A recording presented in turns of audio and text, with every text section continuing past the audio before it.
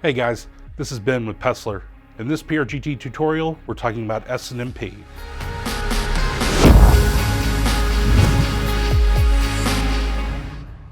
Okay guys, so now let's talk SNMP. SNMP stands for Simple Network Management Protocol. It's a protocol that's been around for a very long time, and on just about every piece of networking equipment, it's available to use for monitoring different things about the device. It does have an element too where you can actually push configuration to the device, but with PRTG we don't touch that. With PRTG we only ever work with read-only SNMP, meaning that we ask the device questions and we get answers. Never ever will we ever modify the configuration of a device with PRTG. It's something we just don't do. Some of the other things with SNMP that I want to go over: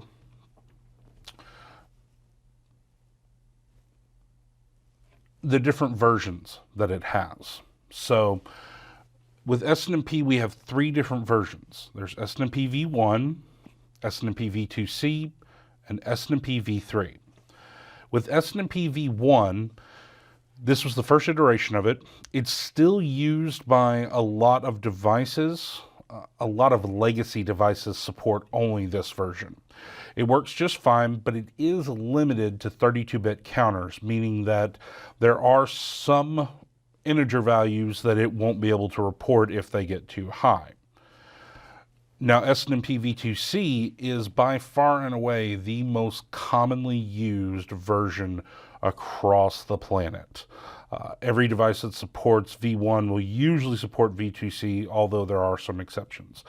v2c does have 64-bit counters, so for your interfaces that have really high interface counter numbers, it's not a problem at all. There's also a few extra things that v2c supports in terms of different counter types over version 1. The last one, SNMP v3. SNMP v3 is the answer to security when it comes to SNMP. So with SNMP v3, you have everything you have with SNMP v2c. You have the 64-bit counters, you have all the advanced features, but we add encryption and authentication. The encryption part, you choose how you want the data to be encrypted, and with authentication, you set up users and passwords. It is a little difficult to set up with there being so many different options on so many different devices. It can sometimes be a little bit of a pain to get it up and working.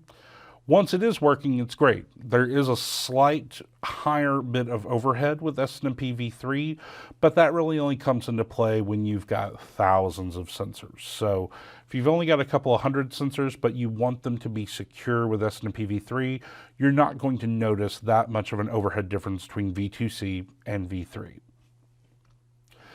Now, the other part with SNMP and how we actually get the data from the devices, we get that through OIDs and MIBs. Now, what is a MIB and what is an OID? Well, a MIB stands for Management Information Base.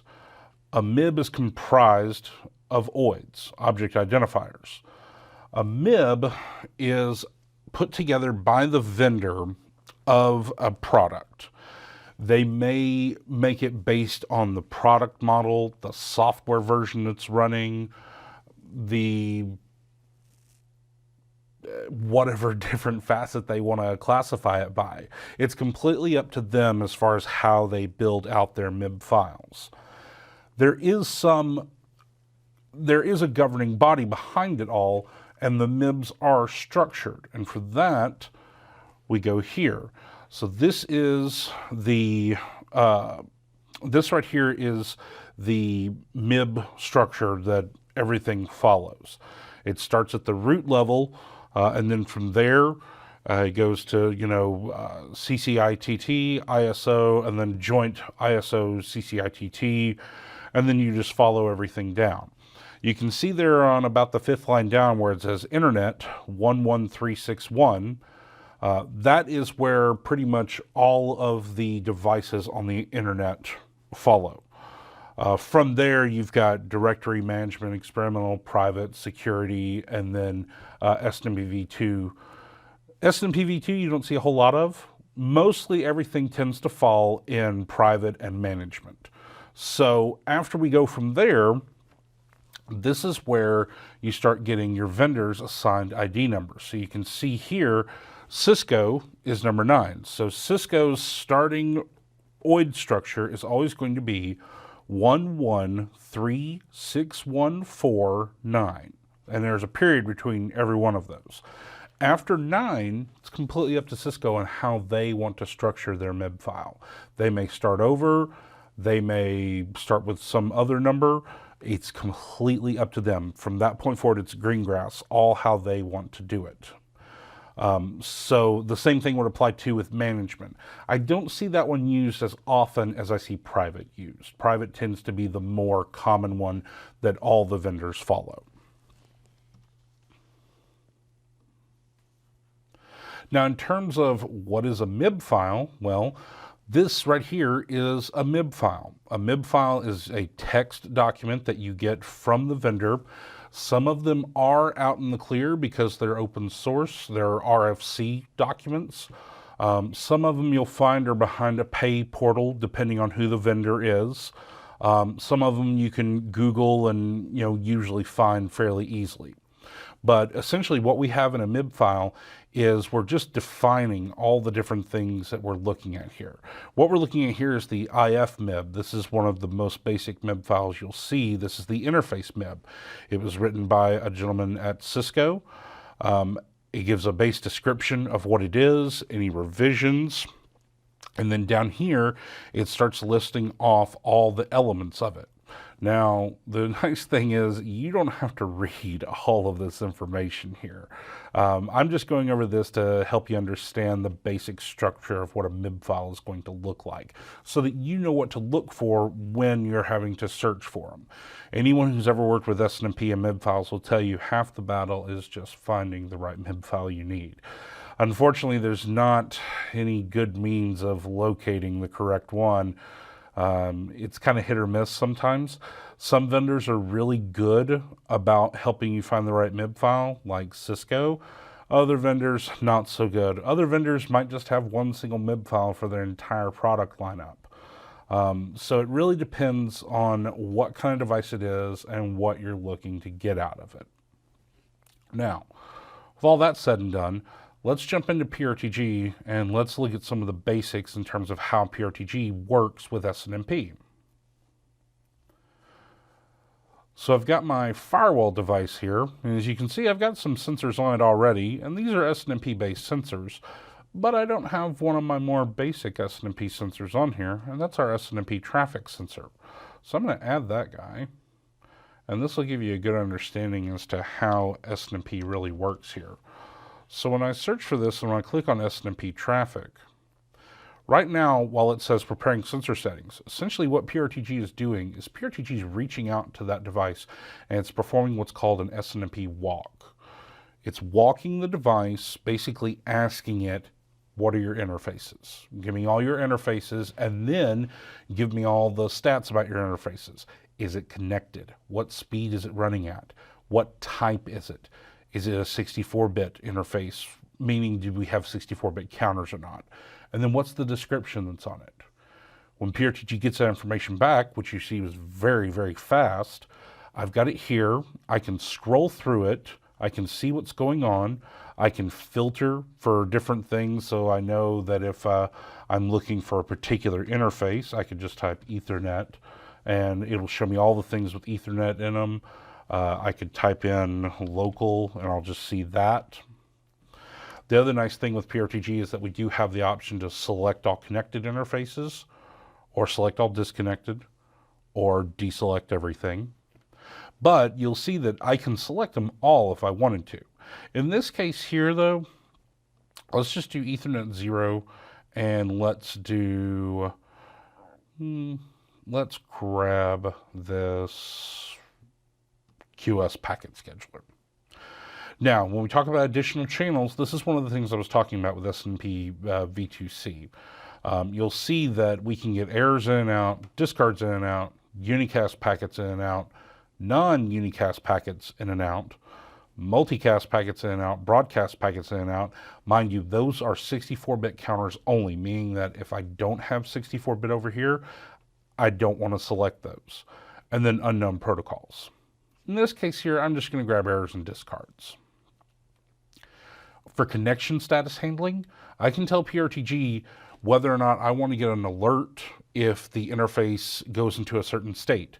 So right now, by default, we ignore all disconnected states. Otherwise, if you're in a busy network, I think you know exactly what that would mean. You would never get a moment of peace from PRTG, because anytime a user undocked a laptop or turned off a desktop, you'd be getting an alert from an access layer switch saying the switch port's down. We can show an alarm when disconnected, but ignore when deactivated, meaning that as long as the interface is up, admin up, you would never get an alarm if somebody unplugs the end device or somebody's in the data center unplugging the port locally there. Or we can show an alarm for all disconnected states. Now, understand, it's kind of good to follow the Cisco structure of things in terms of core distribution access. I would ignore all disconnected states on my access layer, and then I would go with one of these two at distribution and core. Your important switches, those are switches that usually don't change a whole lot. You want to get some kind of notification if interfaces just start magically going down on those. Down here on the descriptions here, we can change them to say something different if we don't like the vernacular of traffic in traffic out or traffic total. So I'm going to go ahead and create this, and you'll see that what it does is it takes us back to the firewall, and it's going to create those two interfaces for us. It's going to occupy two sensors. And while we wait for them to come up, which another nice thing with SNMP is that you'll see it comes up very quickly.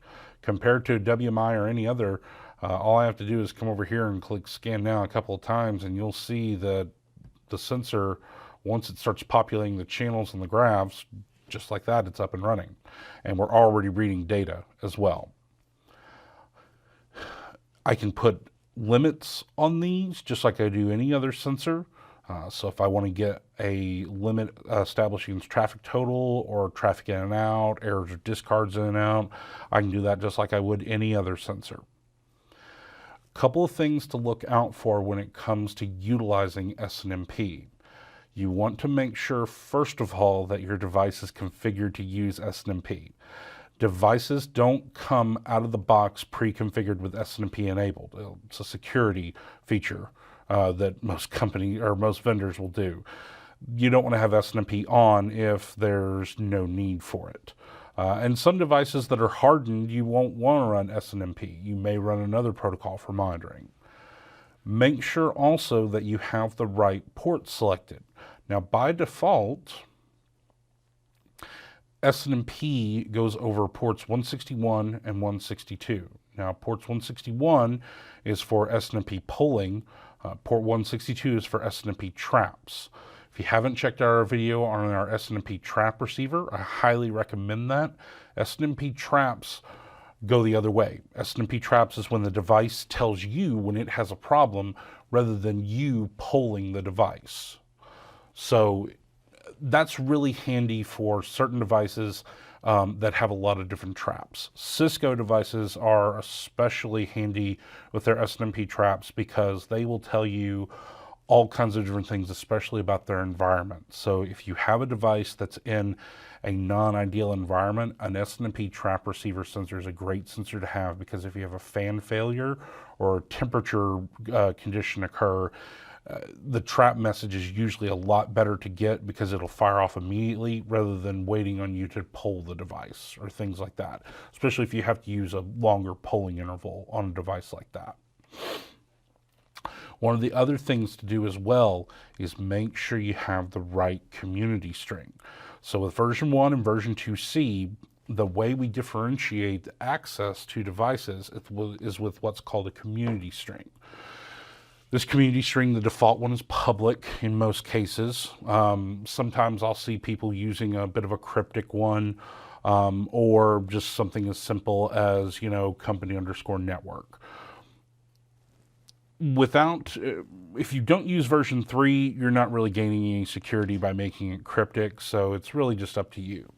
Now, if we switch to version 3, you'll see that the community goes away, and now I've got options for authentication and encryption. This is what we talked about earlier with SNMP v3. Here's where I select my user and my password for that user. Here's where I go with encryption on how I want to encrypt the data, and then if I need a context name. Now, this is something that some devices want, other devices don't care about. So again, your mileage may vary depending on what kind of device you're looking to monitor and what kind of settings it has for SNMP v3. But the port and the timeout remain the same on all of them.